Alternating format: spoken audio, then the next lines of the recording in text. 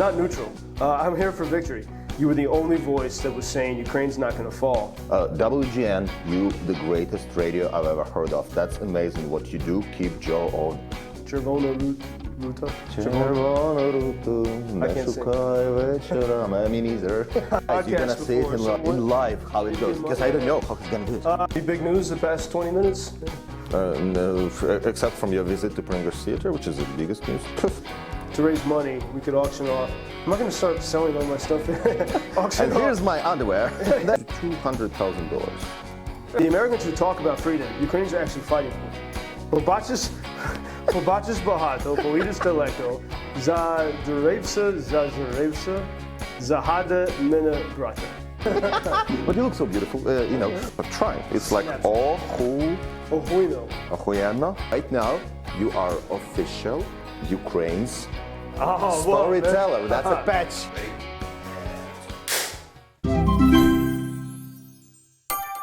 Ladies and gentlemen, welcome to Storytelling Ukraine. The fun stories of life, the sad stories of war, the real stories of people. My name is Alex Barvansky, and today I'm super happy to host Joe Lindsley, an American, a journalist, a news reporter, the guy who's been here ever since from the very beginning, and the person who speaks fastest in the world.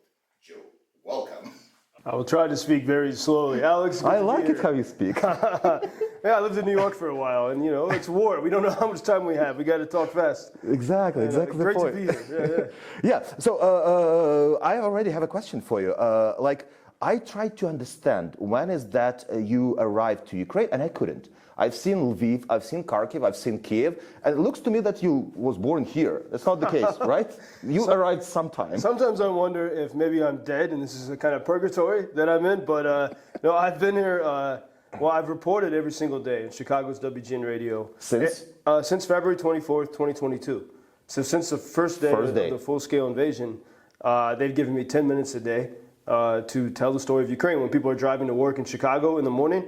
And in fact, by our prior arrangement, in a few minutes on this podcast, we're going to have a meta look at my live daily show because I have to make that report in about 20 minutes. And it will become a part of the podcast. So you can watch the behind the scenes of how I do my radio here. But I've been doing that every single day, weekdays, no days off from Ukraine. So I haven't left because every morning I know that audience in Chicago as they're driving down the Dan Ryan Expressway to work. People are very loyal, and they're tuning in to listen to Ukraine every single day for 2.5 years. And so I've kept that going, but I've been here since the pandemic. Wow. I was traveling the world, and when the music stopped and everyone had to freeze where they were, I was in Ukraine. I was in Lviv. I was there. I'd been there for just 2 days, and I was attending a conference, speaking at a conference, and I realized there was one chance to sort of escape. To get back to America before everything really shut down. And I said, I think Ukraine is going to be the freest country in the world. I'm staying. And I stayed. And then when we knew Russia was going to launch the big invasion, I said, I've had a nice time kind of traveling around the world for a few years. Time for me to get back to doing something with real purpose. And that's why I'm back to making these daily reports. And do you remember your very first? You said, that struck me great, like the first day of invasion, 24th February 2022. The first report was on the day of invasion. Do you remember? Can you tell this story of the first report? Yeah, well, I remember, Alex, because, we lost some mic here. I remember because for the several weeks before the full-scale invasion, there were not yet a lot of foreign reporters here in Ukraine. And, I used to work at Fox News, the Empire, Rupert Murdoch, and my mentor was the founder of Fox. And I escaped very dramatically in a car chase from New York. Car chase? Yeah, it was a car chase, and I was a little bit burned by my media experience, and probably a lot of people didn't want to touch that. There was a TV show made with Russell Crowe playing my old boss, and some guy, another actor played me, and that's part of the reason why I got away from America. It was just too much to have all that on the screen, and but in the weeks before the full-scale invasion. Different media in America came to me because they knew I was here. And I remember in all those days leading up to it, I was on many panels with all these alleged experts. And everyone else said Ukraine is going to fall in just a few days. But I've been in this country since the pandemic. I've been to Kharkiv. I heard the stories in 2014. I knew Ukraine was not going to fall. and people thought I was crazy. And I began to realize it, like some of these shows on February 23rd, they're like, you know, you're too attached to that country. We're going to let you go. And I broadcast on WGN, and I barely, you can still find that on YouTube, but I barely remember that. I mean, we immediately started, like everyone here, doing everything we could to work. Like everyone I knew in the country, we were working together to get supplies, to figure out, so it's not just about reporting, it's about helping the victory effort. I'm not neutral. I'm here for victory. And I remember the broadcasts the following Monday, most of the media with whom I'd been speaking didn't call me back.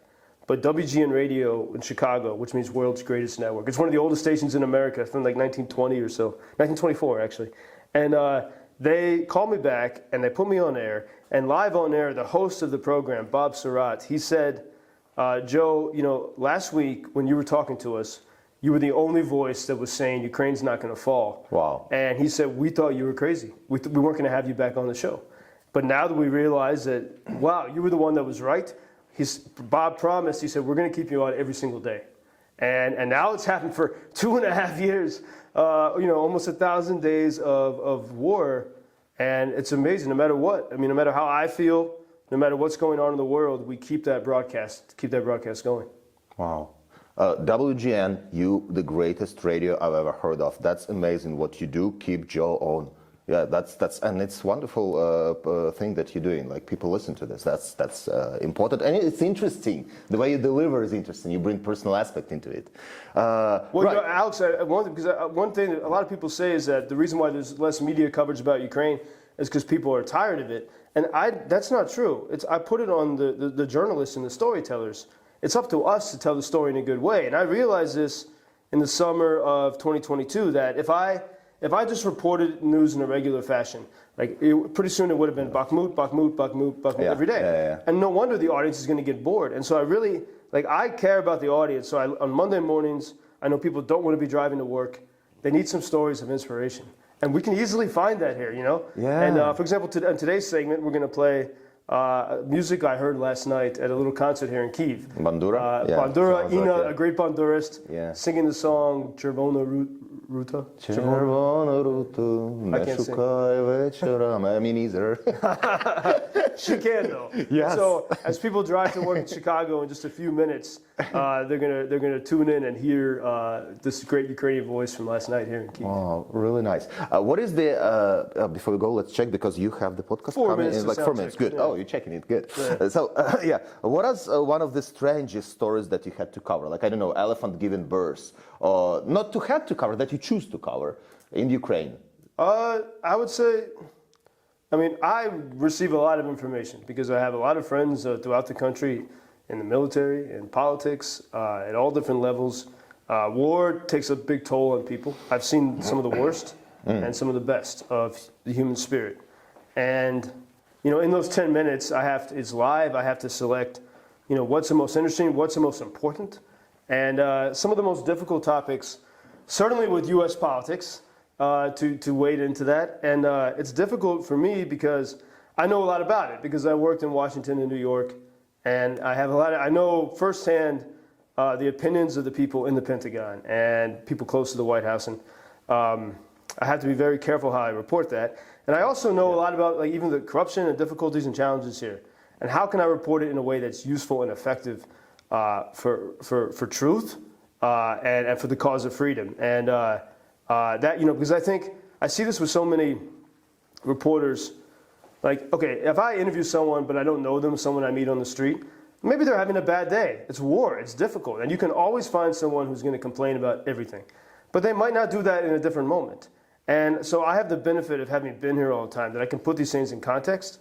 But I'd have to think, like, I mean, I've had some pretty strange scenarios of reporting. I mean, like I did a show the other day from Mayor Klitschko's office in Kyiv, which just I just find myself in. Or I've reported from the banks of the reservoir in Nikopol, the Dnipro banks, looking at Russians across from me. I could see smoke.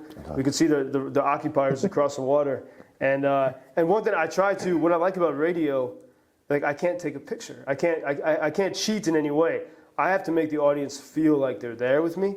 And that forces me to describe things, even like things I would never think about, like the smell and the sensation of standing in such a place. And I mean, because, you know, if you think about it, it's radio. So I could be on a couch in Kansas. How would they know, right? With a cat. Yeah, yeah. And if I was sneezing, they would know they were cats. But it's but radio it's been a weird, you know, I'd never gone into radio before, and I think I want to make people feel like they're actually here every day. And we, even if the show is a minute late or so, due to advertising or because like lately I've been having a lot of internet problems right before I'm supposed to go on. Mm-hmm. You know, you wonder if it's some kind of attack or what. And the station gets flooded with messages like, hey, what's happened to Joe? Is he okay? So they're really invested in this. But I don't know, maybe after my segment, I'll have to think of what is the weirdest, the most difficult story to cover. But the top of mind, it's, for example, what we have yesterday, that video from President Zelensky, he was just frustrated and sad, as far as I could tell, about the leak from the White House to the New York Times about his private meetings with Biden. That is, I know when I go into those topics mentioning Washington and politics, especially with the election coming up, it's very sensitive for the audience in America. And I've had a few times where people have tried to cancel me, that, you know, I'm like, I'm in war, especially when I'm in Kharkiv, like, how are you gonna cancel? I'm going to speak freely, and if you can't speak freely in war, then what, you know, what can we do? Yeah, come and speak to my face, like you would say, say it to my face. Well, yeah, that's. I mean, I see it, Alex, so much that, like in Ukraine, you can talk and debate about almost anything, even while we're in this existential threat. Yeah. And in America, even when I talk with Americans in Kyiv, oh my gosh, I forget. It was just you have to be so careful in every conversation. Yeah, absolutely. Like, all right, speaking of this, like you said, the haters and the lovers, do you have a stalker? A person who follows you, not personally, but in whatever you post, the person immediately clicks, comments quickly. Do you have a personal stalker? In good ways and bad ways. So we've had listeners who actually travel here. So people that listen to the radio in Chicago, they come to Ukraine, they raise money, they donate, they keep us going. Because of that, we're able to buy drones and anti-drone backpacks and cars and all kinds of stuff. So those are great followers. And then, but we also have the Russian bots and the Russian operatives. And as we talk, I need to now, I just got to start preparing for a sound check. I've never done this meta guys, broadcast you're going to see it in live how it goes, because I don't know how he's going to do it. You're not going to see the part where I drink a bottle of whiskey before, no. All right. So as I've already sent the station the little clip from that concert last night at this place, Attic Space, here in Kyiv. And we'll see how I can pull it off, but I want the listeners today to feel like they were there at that concert with me. There was a stand-up comic, and you know, I think it's hard for people to imagine that people could laugh in a wartime, but you have to. You're supposed to go 3 years without smiling, and there was a real. By saying it now, then you can judge if I achieve it here in my storytelling today. Okay. There was a. Let me just get the right. They had an auction to support Ukrainian military. Wow. And they had some fancy prizes like a weekend in Lviv, but the most expensive auction item was a basket of apples and jams from someone's grandmother, and it was like 15,000 hryvnia. That's so sweet. I don't know, how many dollars is it? Like several $100. Yeah. And that was showed me this. It's not about the prize, whatever. It's about supporting each other. Yeah. And so for the next 3 minutes, we'll be listening to advertisements in Chicago. Okay. It's a little connection to America, to hear the radio ads. I hear it for 3 minutes every day. And what do they usually advertise? Like right now, it's Windows. Okay, Windows. I appreciate the advertisers. Okay. And, okay. well, I don't. While the ads are playing right now, also the political ads get a little nasty. I also do my last quick check to see what's going on. You know, there are missiles coming in, especially if I'm in a place like in Donbass. I'm like, are we coming under fire? What's going on? Here we're in Kyiv, so it's calmer. But and I never know what they're going to ask me. We don't prepare it, so. All right. Okay. I have to come up with an answer, whatever I'm asked. Sometimes it's feedback from listeners. Yeah. So let's see. Any big news the past 20 minutes? Except from your visit to English Theatre, which is the biggest news. Poof. Just, I will make sure. Yes. I'll do my best. Now I'm looking for the name of that singer from last night. There we go. Yeah. Hey, Bob. Good afternoon from Kyiv. This is a Ukrainian musician named Ina. She's playing this famous Ukrainian instrument called the bandura, which I think it has some 64 strings. A few weeks ago, when I talked to you about the Ukrainian soldier musicians who are traveling the United States, including, they stopped at my parents' house in North Carolina. One of them was playing the same instrument. It's really sacred to Ukrainian identity, the bandura. And last night, I went to a little concert here in Kyiv, a wartime concert in an attic in an old building, maybe a 300-year-old building in Kyiv. And the people gathered. There were civilians and soldiers and many people I know. And everyone's gone through different types of difficulties in this war. And it was such a calm moment to listen to Ina play that lovely and powerful instrument, the bandura. And here she's singing a Ukrainian song. Really, I think it was made in the 1960s, so not an ancient folk song, called Chervona Ruta. And it's a very popular melody known throughout this country. And I wanted to, in some sense, try to bring you all to that concert last night. There was several musicians. There was a trio of girls that got up and sang some folk songs, hauntingly beautiful. And then they had a stand-up comedian. And I think a lot of people, and I remember thinking about this, the first time I heard about stand-up comedy in Ukraine, I said, well, how can you do that in a wartime? But now after 2.5 years here, you realize you have to laugh. You got to find the humor. And at the end of the event, the stand-up comic led an auction of different items to support the military. And there were some fancy things like a weekend getaway in that beautiful city of Lviv, some T-shirt from President Zelensky, and each of those raised several $100s. And the last item was a basket of apples and jam from the girl we just heard singing, from Ina's grandmother. And her grandmother couldn't be there, but she sent this basket. And all of a sudden you realize that the bids for the basket of apples and jam were way over the bid to the luxury getaway weekend in Lviv at like a 5-star hotel. And the people just wanted to support that idea of the grandma sending her apples to benefit the military. And so all of a sudden the bids got up to like 13,000 hryvnia, which is several $100s, for these baskets of apples. Only more expensive apples would be those fancy Japanese ones. And then they realized the potential to raise money from these goods. So the guy who purchased the basket, he's a well-known Ukrainian sort of MMA mixed martial arts trainer, Artem. He offered a jar of this jam from the basket up for an additional auction. And that single jar of jam from the grandmother got even more money than the whole basket of apples. And it was this real beautiful moment of saying, how much people in this very innocent and collegial way, really want to do everything they can to support each other and to work for victory. And then Ina, the bandurist and singer, she called her grandmother back in the village on speakerphone, and she told her grandmother, "Hey, you know how much money we got for the military from your basket of garden apples?" And and it was the biggest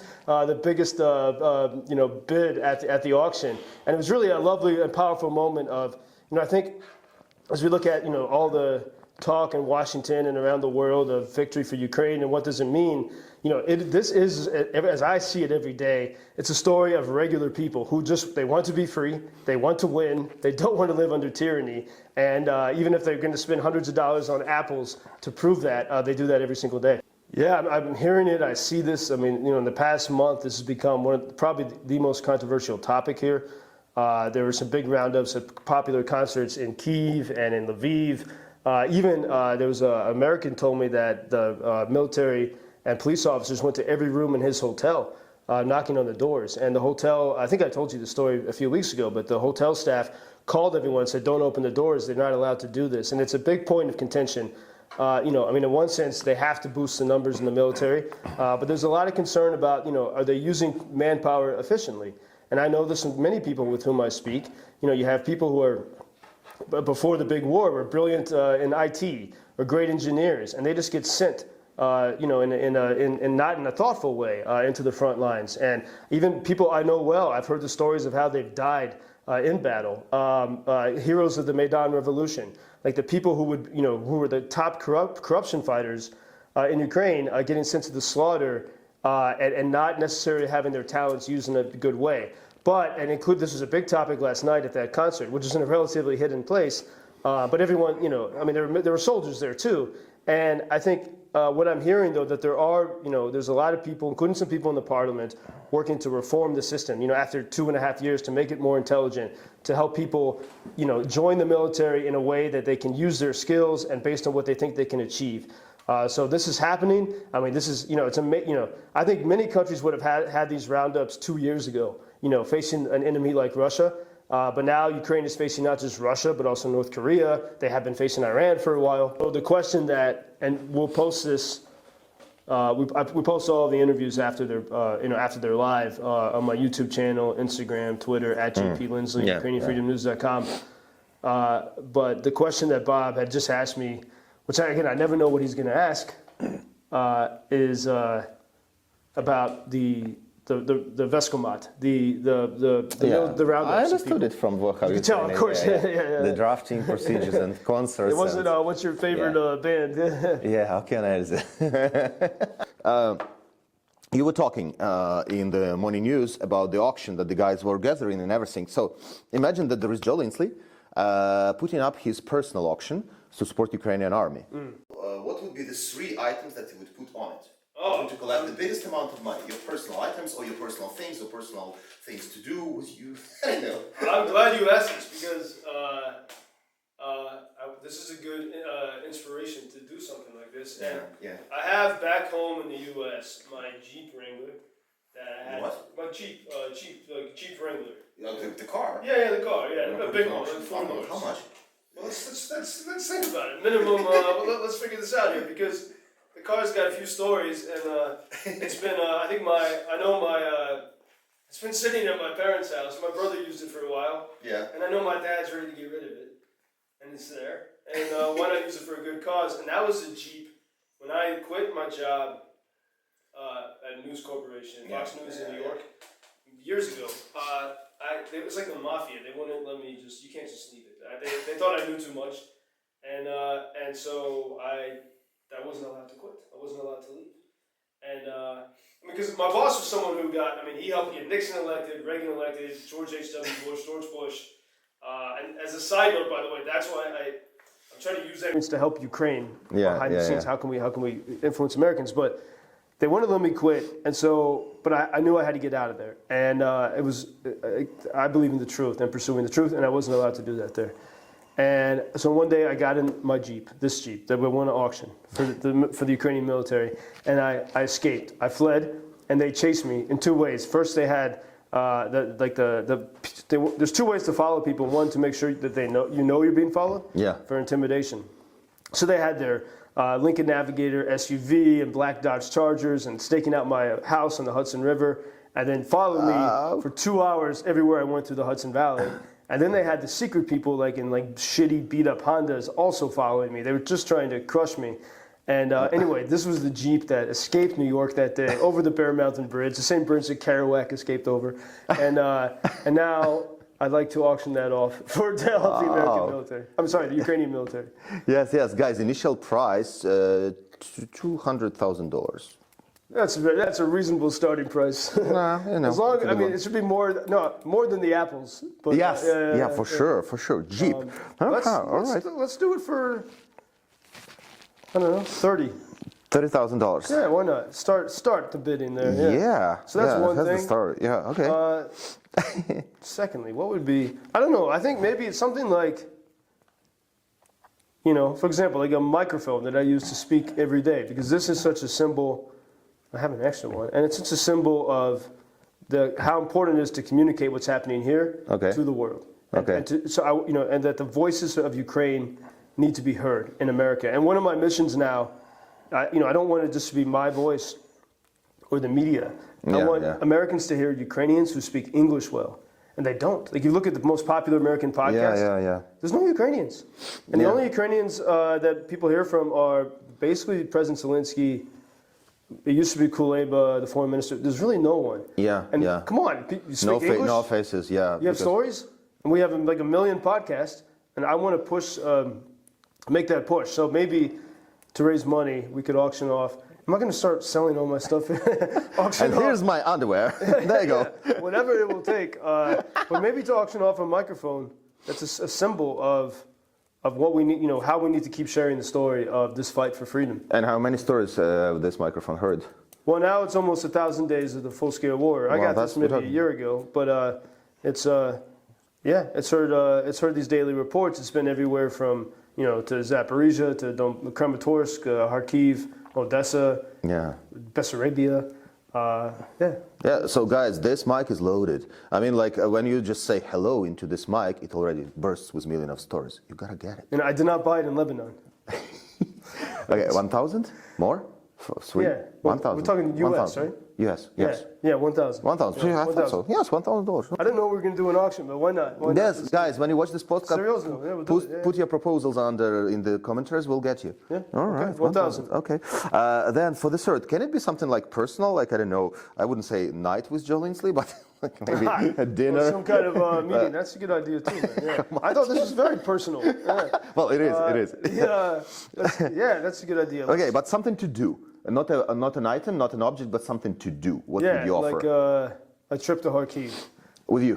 Yeah. What would you do on a trip? Well, I've really worked to as many Americans as I know, whether they are journalists or political people. Yeah.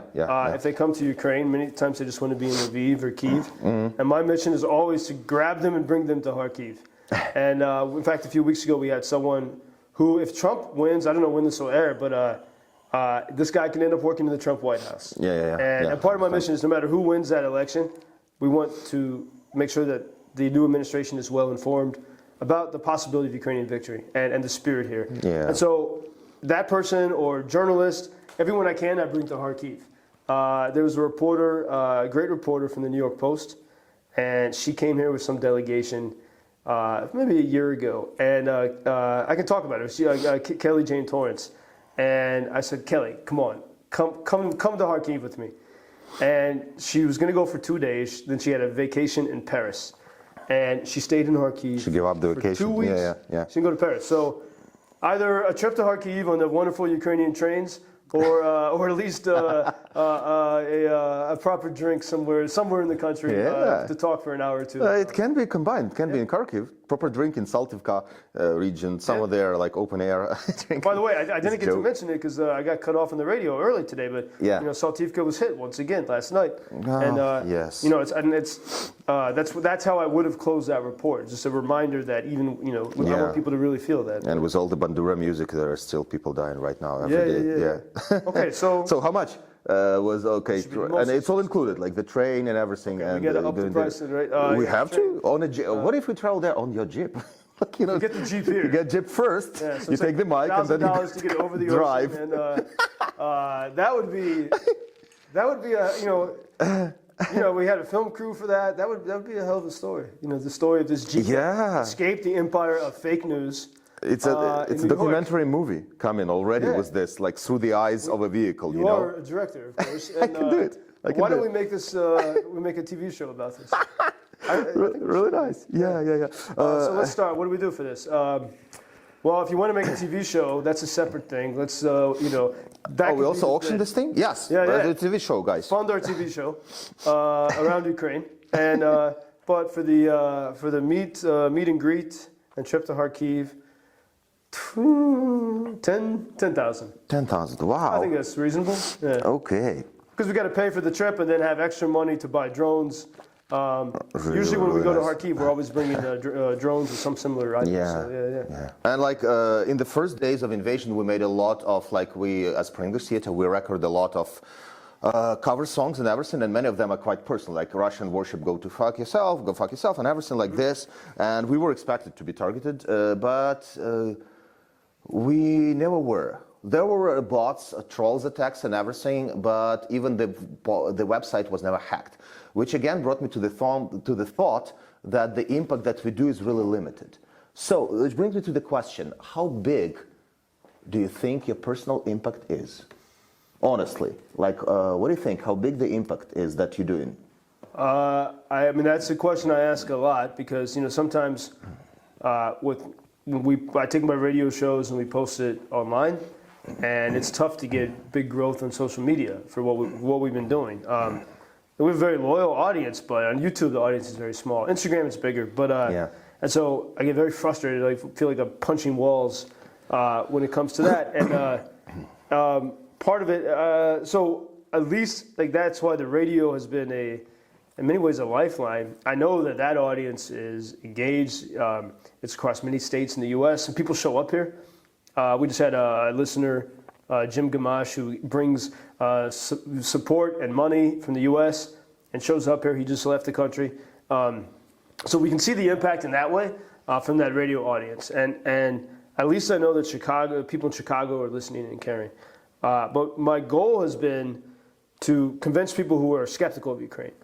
And if I talk about this, my target audience is Austin, Texas. Really? Austin is probably the most powerful city in America. The people that left Silicon Valley because they want freedom, they moved to Austin, Texas. And this includes Austin, has big offices of Facebook, Google, all that. Joe Rogan, the most popular podcast host in the world, is in Austin. Elon Musk is in Austin, Texas. And some of the wealthiest people that pay for American politicians are based in Austin, Texas. I spent some time there. There was a group that I'm part of that's based in Austin. It is a place of people who say they love freedom, but also some of the biggest skeptics of Ukraine.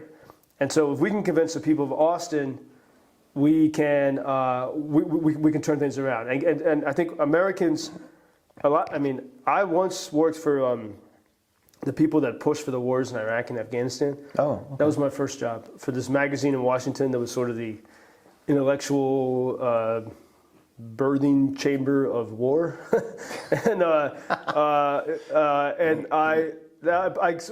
Many great people work there, but I rejected that world and that worldview. And I think, like many Americans, including friends of mine who fought in the American military, after 20 years of war in Iraq and Afghanistan, when Americans hear Washington talk about war, they're like, you know what, F off. We don't trust you. You already lied to us. And that's what they think this is. And if we could just get them to see that Washington is not actually on Ukraine's side. Washington likes long wars that are profitable. That's really what they care about. First, they were hoping that you would just lose and go away in 2022. But then when they saw that, Ukrainians are going to hold on, let's profit from it.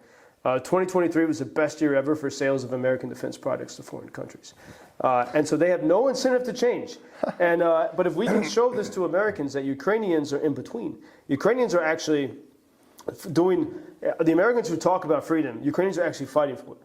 And like no one else in the world. And I have struggled on the question of impact, like so many people I know personally, to get them to see this. And that's still a mission I'm working on. For example, there's a popular podcast guy, Ben Shapiro. Yeah. And he's millions of followers. And I wrote to him in December of last year. And it was after Hamas attacked Israel, a couple months. And Ukraine, we couldn't get funding from the Republicans in Congress then. And couldn't, now we can't get long-range support from the White House. But I wrote to Ben and I said, I was just trying to, how do I open people's eyes to Ukraine? And I said, Ben's a Jewish guy, a big defender of Israel. And I said, do you know that Ukraine is the only major country in Europe where there's not been a single pro-Hamas demonstration? And Ben replied to me in 40 minutes. He said, wow, I didn't even know it. Of course not. No one talks about it. And so we opened up a window for someone like Ben to listen. And he said, okay, I'll listen to your arguments about Ukraine. And so I had about 2 weeks of trying to have this communication. And I want people to hear this. And while I was trying to persuade Ben Shapiro to care about Ukraine, at least to be factual about Ukraine, that was all I asked. Yeah. He was trying to persuade Elon Musk to care about Israel. And I saw one day that, like a few days after the last correspondence with Shapiro, I saw that he and Elon Musk were in Poland, in Auschwitz. And Ben was successfully convincing Elon to support Israel. And so I'm emailing Ben like, all right, man, you guys are in Auschwitz. Just come over the border to Ukraine. Come on, we'll give you royal treatment, show you everything. And at that moment, all interest was lost. And that window closed. I heard back from Ben's secretary, and they were no longer interested. And so when we talk about impact, yeah, that's difficult. We had a few weeks ago, heavyweight champ Usyk sent a tweet, and maybe I might have sent some advice on this topic, and said, hey, to Joe Rogan, will you listen to Ukraine? And so we just got to keep trying to find the right storytelling that's going to get into the American mindset. Frankly, we haven't found it yet. Anyone who when that children's hospital was hit in Kyiv on July 8th, the Akhmedit, I think a lot of people thought, oh, this is going to create more support for Ukraine. And I knew it wasn't going to, because anyone who was going to be moved by that already would have been moved by Mariupol. And so we have to find a whole different way of telling stories. And so on Impact, we're able to keep people who care engaged. Yeah. But I'm not happy with the results on opening more hearts and minds to support Ukraine. We have a lot of work to do. But right now, from what I know, there is the whole campaign going on in US. We finally brought Ukrainian artists traveling, and there is quite a few of them. There is this guy, Ostap Ukrainets, and it's an initiative from Ukrainian side. They bring a lot of artists traveling, and they are trying to travel to the smallest American cities, which is a great thing to do. Because they really show people with their personal story. Yes, they are poets and the theater makers and filmmakers and whatnot, but they are talking. They are talking, and that's a great initiative. But I wish it should have been done much earlier. I know, but I'll take it now. I mean, I don't believe in regrets, and we got to keep building. Yeah. And those musicians, I think they're in Texas right now. They were in Louisiana and New Orleans, and a few weeks ago, as I think I mentioned on the radio today, they played in my parents' house. And I don't ever send postcards to my family, but it was my grandmother's birthday, and these 12 Ukrainian soldier musicians, including an opera singer who lost his leg on a landmine, my friend Sasha Bull, great Ukrainian country singer. You know Sasha Bull? Yeah, I love his music. Send my regards. I love his music. I love his music. Man, you know him. He's inspired by Cormac McCarthy. He sings sort of an Americana style.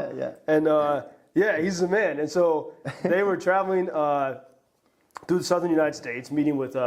They went to synagogues and Baptist churches, and as you say, connecting with people at a real personal level. In an area where people are skeptical of Ukraine, again, not because of Ukraine, but because they hate Washington, and they don't trust Washington with money. Yeah. And so it was very important to have this personal connection of military guys. And so they played in my parents' house. They sang to my grandmother for her birthday, Manoha Elita. They played the bandura. And, and it was a wonderful moment, but there was something also sad about it, because 5 miles, the same moment when they were at my parents' house, 5 miles away, former President Trump was having a rally in the same town. And in a better world, that the people in that rally, who, they're good, family-loving, faith, family, freedom people, they would have been applauding the Ukrainian soldier musicians. But there's this barrier, and just anything about Ukraine they don't want to touch. And so instead of these amazing soldier musicians, including some that have seen the most hellish parts of battle, were there performing at my parents' house when they should have been in front of that massive audience. And that again showed me the work that we have to do. But a lot of times, one of my favorite phrases in Ukrainian, malo pomalo. Malo pomalo. Just keep going, step by step, little by little. Chut. Malo pomalo. Yeah, which brings me to the other question. Like, if you had the power and capacity to bring a Ukrainian representative to US, somebody they haven't seen yet, and they absolutely should see, who would that be? Because some of them they did see. Who is that person that could change some of the things? I think this is precisely the question we need to ask. I think the musicians are great because music is a universal language. But as I've seen even with this tour of the musicians through the U.S., you need to have someone who speaks well, who tells the stories well. And I think, so this is why I think Americans don't want to hear from politicians, but they respect soldiers and veterans and sportsmen, sports heroes. And look at the Olympics, like in the Paris Olympics, all the great Ukrainians there. And so I want to do a tour. You have hard power, soft power, and sport power. Wow. I want a sport power tour of the U.S. And one of the people I think would be great is my friend Serhiy Sokovsky, Ukrainian tennis player. Mm-hmm. He, in 2013, when Roger Federer was reigning champ of Wimbledon, Serhiy Sokovsky defeated Federer at Wimbledon. Pretty good credential. Wow. It's like on that credential alone, people are going to pay attention to you. And now he's a Ukrainian Special Forces soldier. He's been in the trenches. He's got real battle stories. Before the full-scale war, he was making wine. His English is perfect. This is the type of person I want Americans to hear from, because Alex, our favorite genre in America, I think as you know, is self-help. Yeah. That's why we listen to the podcast. The biggest section in any bookstore is self-help. Ukraine is the world's best self-help book. come here for 3 days and your life's going to get better, you know? And because I think we could talk honestly about our struggles here. So you have but you know, things are put into perspective. And so I want voices like that, like these extraordinary heroes who don't have to be fighting, but who choose to do it. And like someone like Sikorsky, I interviewed him and I'm like, man, you were playing at Wimbledon, at the French Open, so you're staying at Ritz-Carlton's, and then you're in a house in Bakhmut under fire. Like, to describe that, at the very least, is interesting, and I think this can open up a lot of communication opportunities in the U.S. Wow. Yeah. Guys, get Sergei Sikorsky. Yeah. You should. On Rogan, on Peterson, all that stuff. Yeah. Sean Ryan.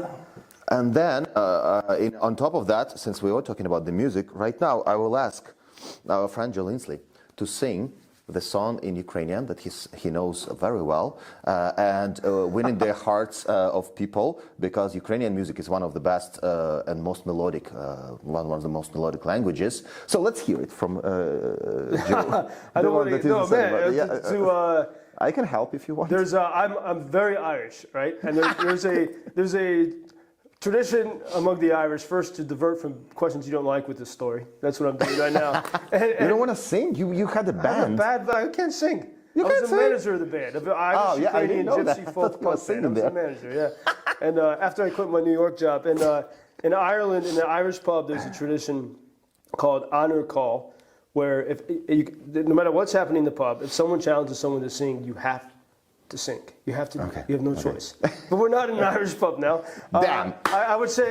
Let me see. I do like that song Ojcze to kien stroit. Yes. But I can recite some Shevchenko, and then you can sing. I can sing. Here's a poem from Shevchenko. Okay, give me a second. Poidish Poidish daleko, pobaczysz bahato. Maybe it's reversed. Pobaczysz bahato, poidish daleko, za żerewsa, za hada mina brata. That's how I got that. That's beautiful. It was the shortest poem in the. Yeah, remember what me brother? You see a lot, you go far, you forget something. I can't anyway. That's really if you go far, you see a lot. Turn around and remember about me, brother. Yeah, it's beautiful. But I love Ukrainian music.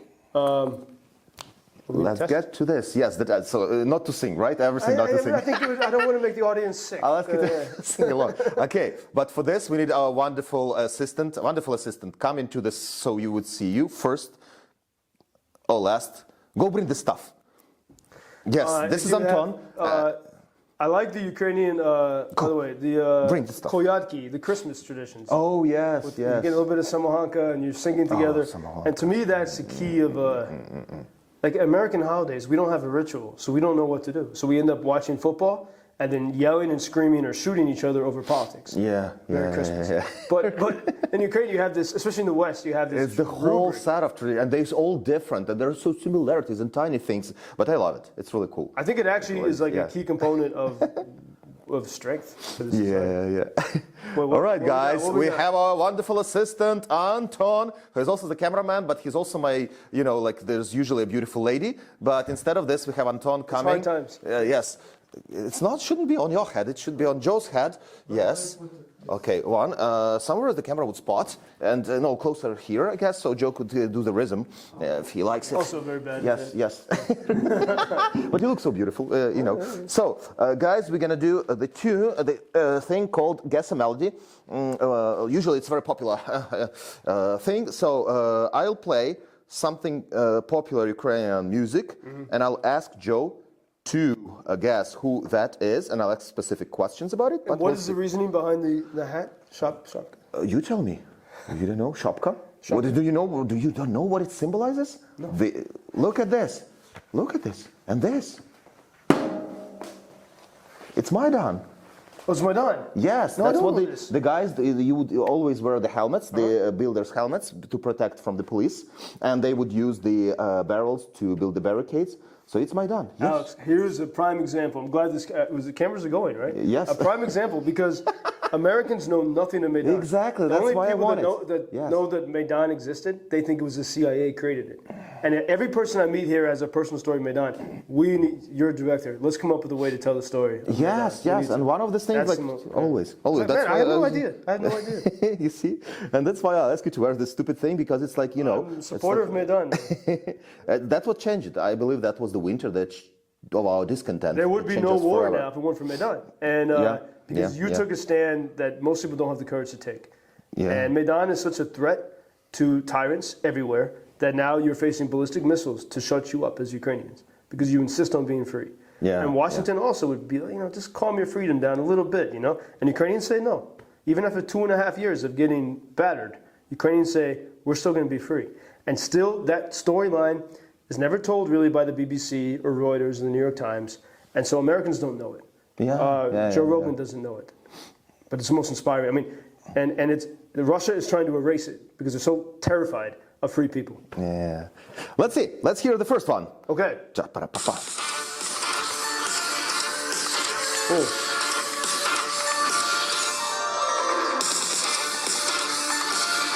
All right. Wait till the singing moment.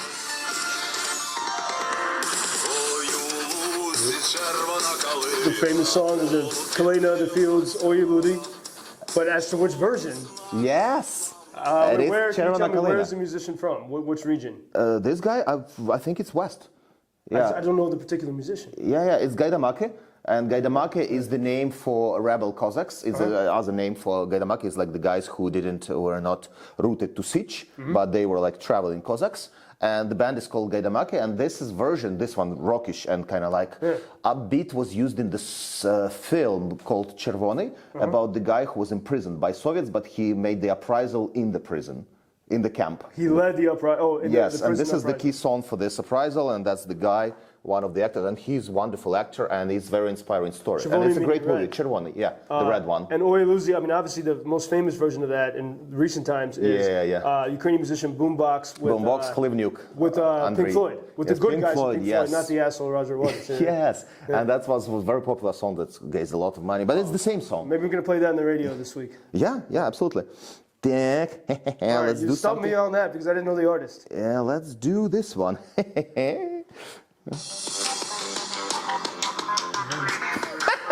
I can't look.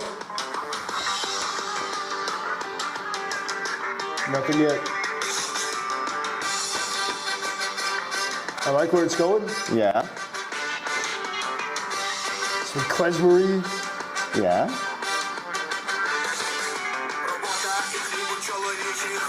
You should know the voice. No. Something in Lviv. No, No, Lviv. it's your favorite city. Kharkiv.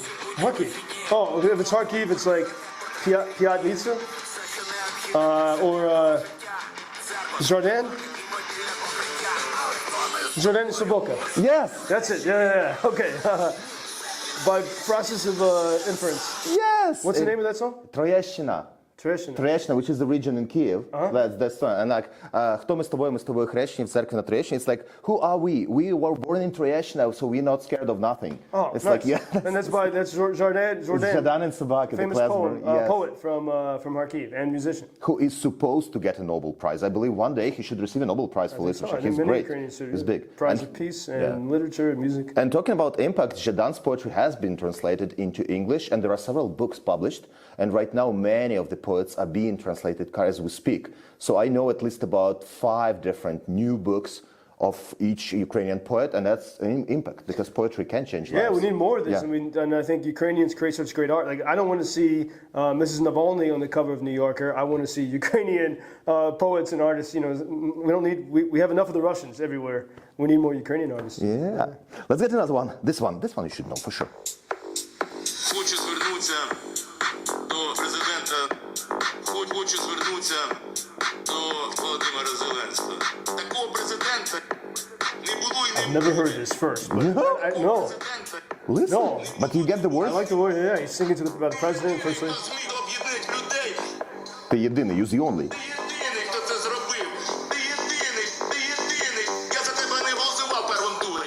Але щас, бля, життя готов віддати. Але я щас, бля, життя готов віддати. Життя готов віддати. What is Teodine? Їбаші, блядь. This one you know? Сказати Вова. Їбаші. That's a bad word. Вова. Ебаши, Oh, блядь. I can't hear it. Yeah. I like it, but I don't know it. I Yes, never- it's like, it's Muesli UA. It's one of the kind of like, Привет. Hello. Oh, you're gonna sing. That's a ghost. You're gonna sing for us. come sing with us, yo, Вова, ебаши, блядь. Давай. I have a singing class now, so you can... All right, you can put it here already. Yes, so we got the message right. Okay, Muesli UA. Muesli is the name of food, muesli that you eat. Muesli UA, but the song is called Vova Yibashich Blyad, and it means like Vova, fuck them up. This is definitely a song from the past couple of years. Yes, the it was yeah. there from the very beginning, somewhat I guess couple months, and it's like Yibashich Blyad. I can see you listening to that song, driving through the fields of Donbass. Toward the front. That would be appropriate. And it's very a bit, and I was so wondering like that you didn't hear it, like yeah. Probably I've heard it. I just didn't know it. Yeah. Yeah, and I guess with this we have to, because the guy's gonna be singing now, but yeah, let's do the final one I need to here. renovate my musical knowledge. Oh yes, this one. No, not this one. Okay, yes, this one. I have an idea. About your second favorite city. Well, it's obviously Ukrainian physicist, rock star Slava Varkachuk. Yay! He ran for president. You hear these songs in the streets of Lviv all the time. Yes. As to which song, let's see. До відважної смерті будь таким, яким Бог тебе знав. Yeah, that's Slava Vakarchuk and Okean Elzy. Yeah, and I like the song he did with the band Odinva Kanoi. That's about Lviv. Yeah. Song about Lviv. Yeah, and this also has mentioned Lviv, that's why I put it, because What's you the name, love what's the name of that song? Myt, the moment. Meet the The moment. And talking about the impact, Vakarchuk understands the importance of English language. So his brand new album has come out in two versions, in Ukrainian and in English. Oh, All really? songs I didn't he know sings this, in well, his English is not super great. You can hear it in the way, but he understands and he tries. And many Ukrainians go there this way. All they need is a little bit of support from that side. Yeah, I think just a because we do bit of understand, yeah. confidence. And I think like a lot of Ukrainians actually speak English really well, and you just don't have enough confidence in it. And I think it's good when Ukrainians speak English like Ukrainians. For example, like maybe we talked about this with the me chikaimo. Which one? When you say me chikaimo, Oh yeah, Machikaimo. like we are waiting for you. Yeah. And when you say that in New York, we are waiting for you. It means where the f are you? You're late. Yeah. But when Ukrainians say that, it's this beautiful idea of hospitality. So when Ukrainians say to me in English, "We are waiting for you," at first I was annoyed. I'm like, "What?" I mean, today I was late, but I'm like, "I'm not late." And but it means whenever you arrive, we will be here. And Happy for you. I like this idea of the word for victory in Ukrainian, перемога. Перемога. Yeah. And the word for victory in Orkomova, in Orc language, in Russian, pobeda. Победа. And pobeda means like after the miserable shit. Literally, that's beta, it's like misery, right? And paramoha means, it's a very Olympic idea. It's like para, over or beyond, moha, like moja, your ability. Ability. Yeah, and so victory is doing the impossible for the Ukrainian.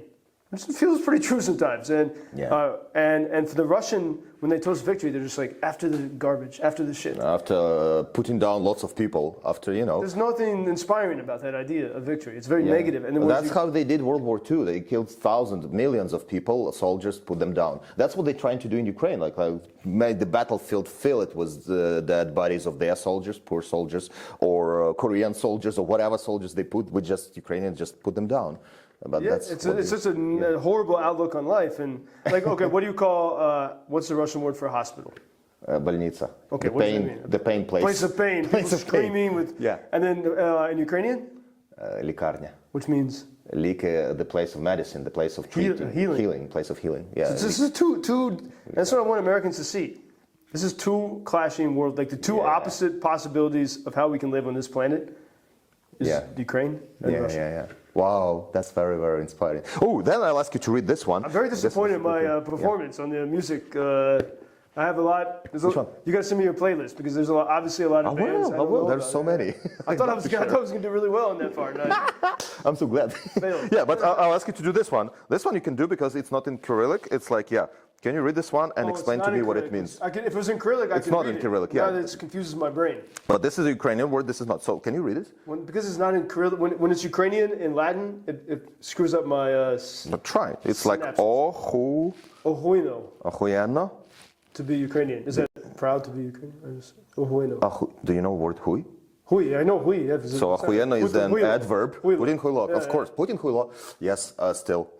But I don't, in this context, Ahuyeno is an adverb, means fucking good. fucking good to be Ukrainian. Fucking good to be Ukrainian. Okay, because I use it like Putin huilo. Fucking good to be Ukrainian. Man, you should put that in Cyrillic though, because then I can understand it. It's the brand, and the guys, they want just these letters. They don't even want them to understand it. They just Of course, because you couldn't. Yeah. Of course. Bueno to be Ukrainian. can't be Fucking Ukrainian. proud to be Ukrainian. Oh. Many podoblets. Da, Joe, thank you very much for and it's not a sense of belonging. I believe Ukrainian loses the sense of territory. Ukrainian is resilience. Ukrainian is the peremoha, going beyond the impossible and beyond the ability. And thank you for being Ukrainian these days. Thank you very much. Yes. Razon do permoha. Razem do перемоги. And we have a special treat for you. Right now, you are official Ukraine's storyteller. That's a patch. Now Man. you drafted. This is mobilized into the. After Vakarchuk concert, after listening to the music, we drafted you They there. were waiting outside. Wow, this is probably the most meaningful patch I've ever seen, man. Because it's Well, I love yours. I love the patches that you have with drones, and we have them dying there. Russian at the bottom. Yes, yeah. High Mars and stuff. By the way, and I first met you when I attended your play here. What was the name of the play? Once Upon a Time? Once Upon a in Time. Ukraine. And Yes. really, I hope Americans see that because it's such a powerful. You incorporate music, even the music of U2, but in the storytelling, the sensations of being here in the war, and such an incredible, humorous, and very Thank you. and melancholic in the right moments. So really, an amazing performance. We're gonna get it back, and we're hoping to take it to America. I hope in the next time the cultural forces go. Yeah, definitely. So Yes. we got the auction too, right? I'll pick your jeep. We go to America, then we put 4 girls, actresses, into the jeep, and then they drive back. Dude, then it increases the value even of the Jeep. I'm serious. We should do it. Absolutely. Guys, stay tuned. We're going to have so many good news for you. We're going to put all the links to Ukrainian War News and Radio War Day with Joe Lindsley in a description to this podcast. We're going to put the link to our Patreon account. If you want to support English Theater of Ukraine and Storytelling Ukraine, you should. We're going to put the link to drones companies that Joe working with. So supporting Ukraine is endless. Don't stop. Listen to the good stories. We always have them.